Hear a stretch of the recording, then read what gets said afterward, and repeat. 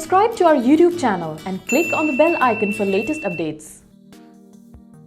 Hello students, today we will discuss the step-by-step guide to check the West Bengal 10th and 12th result 2020. WBBSE will declare West Bengal Madhyamik or 10th result in the third week of May 2020. WBHS result 2020 for Arts, Science and Commerce streams will be declared in the last week of June.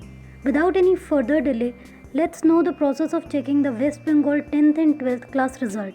First of all, visit the official portal, that is wbresults.nic.in, to check West Bengal Board 10th result. It will open the home page of result portal. Click on the link indicating to West Bengal Madhyamik result 2020 or 12th result, which will lead to the result login window. Enter roll number and date of birth in appropriate fields. Click on the submit button. WBBSE result 2020 for 10th 12th class will be displayed on the screen. Students can check their scores, take a printout or screenshot of the result and keep it safe for future reference.